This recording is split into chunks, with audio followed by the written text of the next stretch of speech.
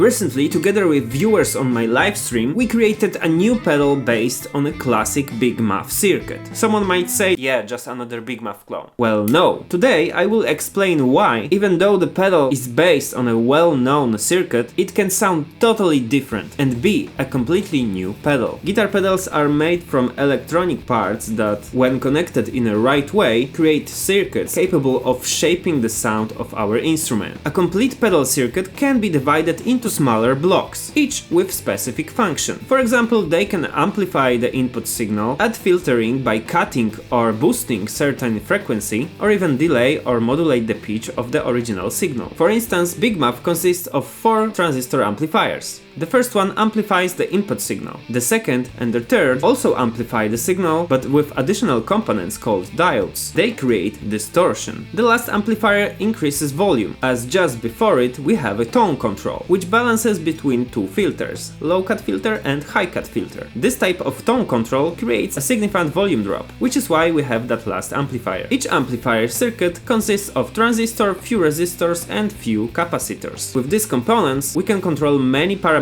of the amplifier, for example boosting certain frequency to achieve a different character of the distortion. During the live stream we breadboarded the Big Muff circuit and messed around by changing or removing some parts. This led to the creation of an interesting distortion, which was named Space Muffin, and found a new owner just after the stream ended. In the days following the stream I received a lot of messages asking if it's possible to buy another one, so I decided to refine the circuit a bit more and add the Space Muffin to my lineup. The pedal features extended EQ with tone and mids control. The tone is still a balance between 2 filters, and mids allows you to cut or boost mids. Additionally, 2 operation modes let you change the character of the distortion, and when you activate the octave boost, it massively boosts the low end and brings up pleasantly sounding octave when you crank up the gain. The first batch of these pedals will be ready to ship out in the next 10 days, and until the end of the next week you can order it cheaper on my website. You will find the links in the description and in a pinned comment. Now let's listen how it sounds, and of course we will compare it to the Big Muff.